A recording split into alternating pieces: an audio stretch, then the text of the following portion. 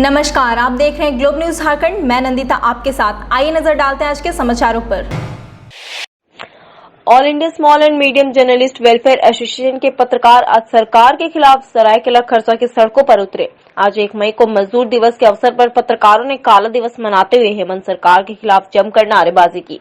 Association के बिहार, झारखंड और बंगाल प्रभारी प्रीतम सिंह भाटिया समेत सभी पत्रकारों ने दिवंगत पत्रकारों को श्रद्धांजलि देकर 2 मिनट का मौन रखा। इसके बाद सभी ने एक स्वर में हेमंत सरकार से पत्रकारों को कोरोना वॉरियर न घोषित करने और दिवंगत पत्रकारों को अब तक मुआवजा न देने पर जोरदार प्रदर्शन किया। पत्रकारों को मुआवजा देना होगा, पत्रकारों को मुआवजा देना होगा। तानाशाही नहीं चलेगी, तानाशाही नहीं चलेगी, तानाशाही नहीं चलेगी। हेमंत सरकार होश में आओ, होश में आओ, होश में आओ। वैश्विक महामारी कोरोना के बीच ब्लड बैंक में ब्लड में संभावित कमी को ध्यान में रखते हुए आनंद मार्ग यूनिवर्सल रिलीफ टीम के द्वारा रक्तदान शिविर का आयोजन किया गया, जहां लगभग 25 यूनिट रक्त संग्रह किया गया। लगातार रिलीफ टीम के द्वारा रक्तदान शिविर का आयोजन कर यहां बड़ी मात्रा में रक्त संग्रह किया जाता है। कोरोना नियमों का ध्यान में रखते हुए यहां तमाम सावधानियां बरतते हुए 4 घंटों तक शिविर का आयोजन चला। कोरोना काल में ऐसे ही लोग बहुत कम आ रहे ब्लड बैंक में ब्लड डोनेट करने के लिए। लोग चाहते हैं कि जितने भी युवा वर्ग हैं वो आएँ और अपनी भागीदारी दिखाएं और सारे जो हैं डोनेट करें और जैसे कोरोना ब्लड की कमी ना हो, ये हमारे जनसद को सुनिश्चित शमशान घाट पर अपनी बारी को लेकर अंतिम संस्कार करने आए लोगों ने कर्मचारियों के साथ धक्का मुक्की की, जिससे जुगसलाई थाना अंतर्गत पार्वती शमशान घाट में अंतिम संस्कार घंटों बाधित हो गया। सुरक्षा के आश्वासन के बाद घंटों बाद अंतिम संस्कार शुरू हुआ। आज एक्चुअल में सुबह सेक्रेटरी साहब हम बोले कल पानी आ गया था, पुआल नहीं था, धुना नहीं था, घी नहीं था, तो यहाँ जो बॉडी जलाने आते हैं उनके सुविधा के लिए हमारे सेक्रेटरी साहब श्री डी.के. भट्ट ने कहा कि आप सब कुछ मंगवा कर रखिए और इन लोगों को कोई असुविधा नहीं हो। उसके बाद हम वही गए थे धुना लाने के लिए। तब तक फ़ोन किया मेरा वो शिवा जो है, उसको लोग यहाँ धक्का मुक्की नंबर के लिए बोला कि अभी 10 नंबर नहीं गया है, लोग बोल रहा कि 13 नंबर को डाल दीजिए। 13 नंबर वाला जो बॉडी लेकर के आया है वही पूरा ऑकरेंस आज किया है। हमारे स्टाफ को मार पीट कहाँ के 13 नंबर वाले कहाँ के लोग थे, कुछ जानकारी है? हाँ, वो तो रिकॉर्ड में होगा, अभी तो हम रिकॉर्ड देखे भी नहीं हैं। उनका कागज होगा, यही है शिवा। तो आज मान लीजिए कि हम लोग 15 दिन से, इसके पहले भी हमने आपको बताया था कि हम लोग माने तनाव और असुरक्षित महसूस कर रहे हैं। प्रशासन आज 4 गाड़ी आ गया, 5 गाड़ी आ गया, जो भी गाड़ी आ गया। आज से पहले केवल जब फ़ोन होता है तो 2 लोग आ जाते हैं, देख लेते हैं, हो जाता है। आज उस पर एक्शन नहीं लेने का परिणाम हुआ प्रशासन का कि आज यहाँ पूरा मेरा स्टाफ मार खाने की नौबत आ गई। रोजाना कितने शव आ रहे हैं? रोजाना यहाँ पर ही 40 से 50 के बीच में अभी आ रहे हैं। तो अभी आप लोग क्या निर्णय लिए हैं, क्या आप लोग कहना चाह रहे हैं? हम लोग चाह रहे हैं ये कि जब तक डीसी साहब नहीं आएंगे, आखिर इसका अस्थाई समाधान होना चाहिए और अस्थाई समाधान डीसी साहब ही कर सकते हैं। तो आप लोग अभी अंतिम संस्कार बंद कर दिए हैं करना? हाँ, हम लोग अभी अंतिम संस्कार बंद कर दिए हैं। जब तक नहीं आएंगे, जब तक कल से कैसे होगा, हमारे स्टाफ की सुरक्षा सुनिश्चित जब तक नहीं होगी तब तक हम लोग काम चालू नहीं करेंगे। और इसका सुरक्षा का गारंटी कौन देगा? आपका जो शुभ जिला नाम? का मालिक है वही देगा। आपका शुभ नाम?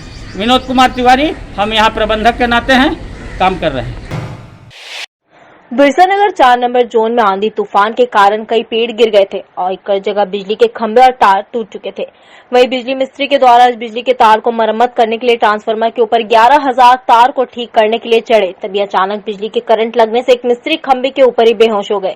लाइन काटने के बाद उसे आनन फानन में किसी तरह खंभे से नीचे उतारा गया और हॉस्पिटल भेजा गया, जहां उनकी इलाज चल रही है। स्थिति गंभीर बनी हुई है। कल आंधी तूफान का हवा से बिरसानगर जोन नंबर 4 में पेड़ गिरने के कारण 2 बिजली का खंभा गिर गया, जिसके कारण आज बिजली वाले ने बिजली का तार जोड़ने के लिए आए, उसमें कोई 11,000 वोल्ट का लाइट चालू कर दिया, जिसके दौरान बिजली वाले को झटका लगा, उसको एमजीएम अस्पताल ले गया। झारखंड कोरोना वायरस के संक्रमण से पूरी तरह करा रहा है। लौनगी जमशेदपुर भी इस महामारी की चपेट में आकर बुरी तरह से सिहर उठा है। स्वास्थ्य सेवा पूरी तरह से बेआबरू हो चुकी है। वैसे जमशेदपुर इस वैश्विक आपदा की घड़ी में खुद को खड़ा करने का पुरजोर कोशिश कर रहा है। सामाजिक संगठनों ने अपने हर मुमकिन प्रयास तेज कर दिए हैं। मारवाड़ी समाज की सभी शाखा जहां होम आइसोलेट कोरोना वायरस से संक्रमित हजारों मरीजों के घर घर भोजन और ऑक्सीजन पहुंचने में जुटा हुआ है, वहीं युवा भाजपा प्रदेश प्रवक्ता कुणाल सारंगी सोशल साइट्स के माध्यम से लोगों को अस्पतालों में बेड और ऑक्सीजन का प्रबंध करा रहे हैं। इसमें उनकी यूथ ब्रिगेड पूरी तरह से प्रतिबद्धता दिखा रही है। इन सबके बीच एक और राहत की खबर आ रही है, जहां शनिवार से सेंट्रल गुरुद्वारा प्रबंधक कमेटी की ओर से 20 बेड का ऑक्सीजन युक्त अस्पताल सभी गुरुद्वारों में खोलने का निर्णय लिया गया है। सांची स्थित प्रधान कार्यालय से इसकी शुरुआत भी कर दी गई है। कमेटी के सदस्यों ने जिला प्रशासन और सिविल सर्जन से यहां मरीजों को इलाज मुहैया कराने को लेकर अर्जी दाखिल करने की बात कही। कोरोना महामारी को देखते हुए सेंट्रल गुरुद्वारा प्रबंधक कमेटी की ओर से एक मिनी अस्पताल के रूप में हम लोग तैयार किए हैं, जिसमें 18 से 20 बेड की जो है तैयारी की गई है। जैसे जैसे रिक्वायरमेंट होगा उस हिसाब से हम लोग करेंगे। इसके अलावा और भी जो शहर के गुरुद्वारा साहब हैं उसमें भी हम लोग तैयारी कर रहे हैं, जैसा जैसा रिक्वायरमेंट होगा। और इसमें भोजन की व्यवस्था जो है और दवा की व्यवस्था सेंट्रल गुरुद्वारा प्रबंधक कमेटी की तरफ से की जा रही है।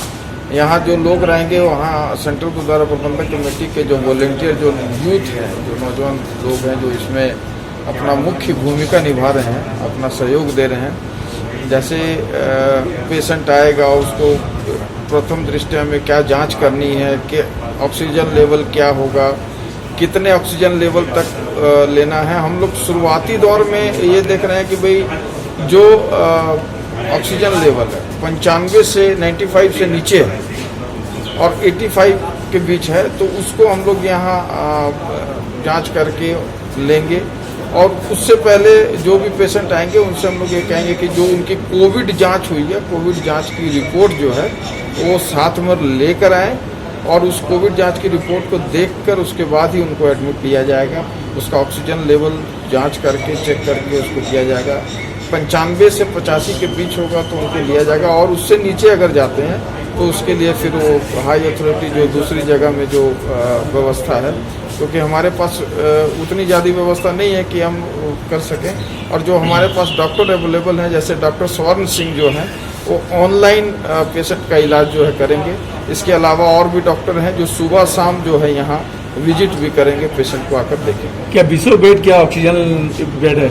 जी, यहाँ पर्याप्त मात्रा में ऑक्सीजन उपलब्ध है, जो कि हमारे 20 बेड लगे हैं, तो 20 बेड में हम उसको अवेलेबल करा सकते हैं। इसमें कोई कि आप आने के लिए क्या प्रक्रिया रहेगी? जो जिला अस्पताल रेफर करेंगे तब आएंगे कि अपने से भी लोग कोई आ सकते हैं यहाँ पे? नहीं, इसके लिए हम लोगों ने एक पत्र तैयार किया है। सिविल सर्जन जो हमारे हैं डॉक्टर ए.के. लाल महोदय, तो उनको हम लोग एक पत्र देने जा रहे हैं अभी, क्योंकि बिना प्रशासन के परमिशन के और बिना उनके आदेश के तो कुछ नहीं हो सकता। हम अपने तरफ से सेवा की करने के लिए तैयार हुए हैं, लेकिन परमिशन तो प्रशासन का लेना बनता है। और निश्चित रूप से हम पत्र देकर जो हमने तैयारी की है, जो हमारे पास उपलब्ध है, उस सारी जानकारी हम जिला प्रशासन को देके, जो CS हैं, सिविल सर्जन हैं, उनको देकर उसके बाद हम लोग आगे। मजदूर दिवस पर मजदूरों ने भरा हुंकार, कहा सिर्फ टीका नहीं, टाका और राशन भी देना होगा। अंतर्राष्ट्रीय मजदूर दिवस दुनिया के मजदूरों की एकता, अधिकार और सम्मान का प्रतीक है। केंद्र और राज्य की सरकारें मजदूरों से ज्यादा कंपनियों के लिए ज्यादा चिंतित है। जिस तरह से 44 श्रम कानूनों को खत्म कर 4 लेबर कोड बनाया गया है, यह देश के मजदूरों के अधिकारों पर हमला है। यह बातें एकटू के प्रदेश महासचिव। आज मई दिवस है और इस मई दिवस के मौके पे हम लोग मजदूर आंदोलन के शहीदों को याद कर रहे हैं। साथ ही कोरोना संक्रमण से ऐसे सैकड़ों लोगों की मौत हुई है। हम ये तमाम ऐसे कोरोना पीड़ित से जो मृत हैं उनको भी आज हम लोग श्रद्धांजलि दे रहे हैं। आज के दौर में जब पूरा देश कोरोना की आपदा से पूरी तरह से त्रस्त है, ऐसे दौर में हम लोग केंद्र की सरकार के द्वारा जो श्रम कानूनों में जो संशोधन किए जा रहे हैं, 4 कोड का झुंझुना मजदूरों को थमाया जा रहा है और एक तरह से देश के अंदर में कंपनी राज थोपने की सरकार के जरिए कोशिश की जा रही है। हम इसकी तीखी भर्त्सना करते हैं और हम ये मांग करते हैं कि 4 कोड जो बनाए गए हैं उसको वापस लिए जाए और पुराना जो लेबर कोड, पुराना जो लेबर कानून बना हुआ है वो लेबर कानून पुनः सख्ती से लागू किया जाए ताकि मजदूरों का जो अधिकार है वो सुरक्षित रहे। आज हम मजदूरों के आंदोलन को और भी मजबूती के साथ आगे बढ़ाने के संकल्प के साथ में यह मई दिवस का कार्यक्रम आज कर रहे हैं। दुर्भाग्य है कि ये लगातार दूसरा साल जो है हम लोगों को एक कोरोना महामारी के परिस्थिति में मई दिवस का आयोजन करना पड़ा। लेकिन मई दिवस चूँकि एक ऐतिहासिक महत्व दिवस है, खास करके मेहनत कशों के जीवन में, तो इसलिए हम लोगों ने बहुत संक्षिप्त और पूरे कोविड के नियमों को पालन करते हुए, सुरक्षा के नियमों को पालन करते हुए एक छोटा सा आयोजन किया। हम समझते हैं कि ये जो आपदा को अवसर में तब्दील करने का केंद्र सरकार की जो नीति है, मोदी जी की जो नीति है, मोदी जी की सरकार को उससे बाज आना चाहिए और इसी नीति पर अमल करने के लिए ही इस बार जो है फिर से इस देश को महामारी का मुंह देखना पड़ा।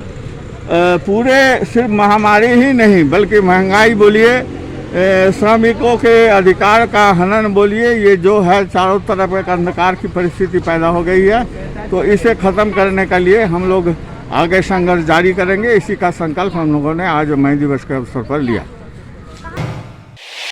कोरोना संक्रमण काल के मद्देनजर रांची के सांसद संजय सेठ की ओर से विशेष पहल शुरू की गई है, जिसके तहत कोरोना संक्रमित परिवारों तक निःशुल्क पौष्टिक युक्त भोजन पहुंचाया जा रहा है। मतलब एक पेशेंट के लिए जितने भी न्यूट्रिएंट्स की रिक्वायरमेंट होती है वो सारा रिक्वायरमेंट्स को देखते हुए फूड पैकेट तैयार किया गया है।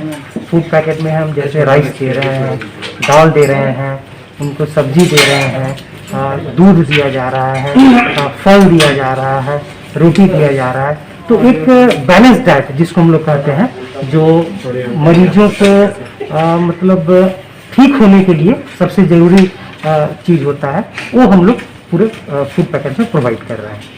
सर अपना नाम बता दीजिएगा। सनोज कुमार सिंह, युवा मोर्चा। रांची में 18 अप्रैल से माननीय सांसद श्री संजय सेठ जी ने यह सेवा शुरू की है कि जितने लोग कोरोना से संक्रमित हैं, जो घरों में आइसोलेटेड हैं, जिनको मदद करने वाला कोई नहीं है, मतलब भोजन नहीं बना पा रहे हैं, शारीरिक रूप से बहुत कमज़ोर हैं, ऐसे लोगों को घर तक पहुंचाने का काम माननीय सांसद महोदय ने शुरू किया है। और 10 दिनों तक हम ऐसी सेवा उन परिवारों को दे रहे हैं, या ऐसे बैचलर कामकाजी महिला पुरुष हैं, कोई बुजुर्ग हैं जिनका परिवार का कोई यहाँ नहीं है बच्चा या कोई उनका ख्याल रखने वाला, ऐसे लोगों को हम एक समय का भोजन, पौष्टिक आहार, संतरा, दूध, रोटी, चावल, सब्जी, ये सब कुछ दे रहे हैं।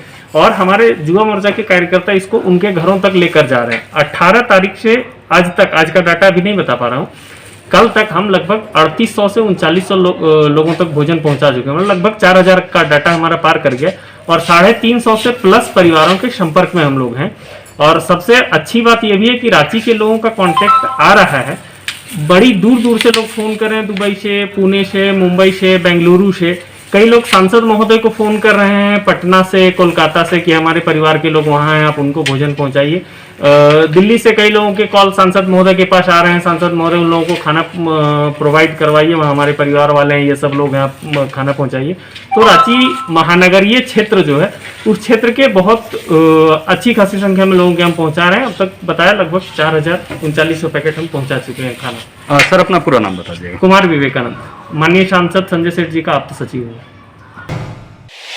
झारखंड में 1 मई से मौसम में बदलाव देखने को मिल सकता है। इस दौरान तेज हवा के साथ बारिश होने की संभावना है, जिसका असर 2 मई से राज्य के अधिकांश जिलों में देखने को मिलेगा। रांची मौसम विज्ञान केंद्र के मौसम पूर्वानुमान के अनुसार 1 मई से 5 मई तक राज्यवासियों को भीषण गर्मी से राहत मिल सकती है और मौसम खुशनुमा हो सकता है। अभी राजस्थान और बिहार में साइक्लोनिकल डिप्रेशन बन रहा है, जिसका असर झारखंड में देखने को मिल सकता है, जिसमें 30 से 40 किलोमीटर प्रति घंटे की रफ्तार से हवा चलेगी और गरज के साथ बारिश होने की संभावना है। यह सिलसिला 5 मई तक जारी रहने की संभावना है। पिछले 24 घंटों में झारखंड में कहीं कहीं हल्के से मध्यम दर्जे की बारिश रिकॉर्ड की गई है और जो सबसे अधिक बारिश रिकॉर्ड की गई है वो 34 मिलीमीटर जमशेदपुर में रिकॉर्ड की गई है। और अगर अधिकतम तापमान की बात करें तो डाल्टनगंज में सबसे अधिक पूरे झारखंड में अधिकतम तापमान रिकॉर्ड किया गया, वो कि 41.1 डिग्री सेल्सियस रहा। और जो सबसे कम न्यूनतम तापमान था वो बोकारो में 19.6 डिग्री सेल्सियस रिकॉर्ड किया गया। अब बात करते हैं अगले 5 दिनों के आने वाले मौसम पूर्वानुमान की। तो जैसा कि आज 1 तारीख है, तो आज झारखंड में एक आध जगह पे कहीं कहीं हल्के से मध्यम दर्जे की बारिश देखने को मिलेगी।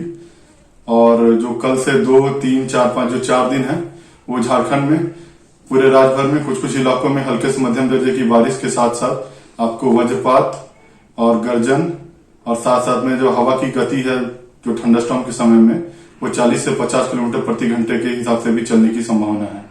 तो अगला आने वाला जो पूरा हफ्ता है वो आपको पूरे झारखंड में मौसम में थोड़ी तब्दीली देखने को मिलेगी और साथ साथ में हल्के से मध्यम दर्जे की बारिश के साथ साथ थंडरस्टॉर्म, लाइटनिंग और उस समय थोड़ी हवा की भी गति देखने को मिलेगी। ये सब इसलिए हो रहा है कि राजस्थान से लेके आपका जो ईस्ट एमपी है वहां तक में एक ट्रफ बना हुआ है और उसका असर झारखंड पे पड़ रहा है। साथ साथ में बिहार में एक साइक्लोनिक सर्कुलेशन बना हुआ है 1.5 किलोमीटर एबव सी लेवल। तो उन दोनों की वजह से झारखंड में भी थोड़ा असर देखने को मिल रहा है और कल से इसकी जो असर है झारखंड पे वो असर थोड़ा सा ज्यादा देखने को मिलेगा। और जैसे आज एक आध जगह पे हल्की से मध्यम दर्जे की बारिश देखने को मिलेगी, कल से ये राज्य भर में थोड़ा सा इसका इलाका बढ़ेगा और पूरे राज्य भर में कहीं कहीं आपको क्लाउडी के साथ साथ में बारिश के साथ में थंडरस्टॉर्म, लाइटनिंग और विंड की भी इवेंट देखने को मिलेंगे। धन्यवाद। और अगर तापमान की बात करें तो अगले 24 घंटों में झारखंड में जो अधिकतम जो तापमान है उसमें कोई बड़े बदलाव की संभावना नहीं है। उसके तत्पश्चात जैसा कि हमने बताया कि मौसम में तब्दीली आ रही है और जो सिस्टम्स हैं उनका असर झारखंड पे अच्छा पड़ने वाला है। तो अगले आने वाले 3-4 दिनों में कल के बाद से जो मैक्सिमम टेम्परेचर है उसमें 2 से 4 डिग्री की गिरावट देखने को मिल सकती है, जिससे थोड़ा सा जो गर्मी बढ़ी है थोड़ी सी राहत झारखंड वासियों को देखने को मिलेगी। धन्यवाद।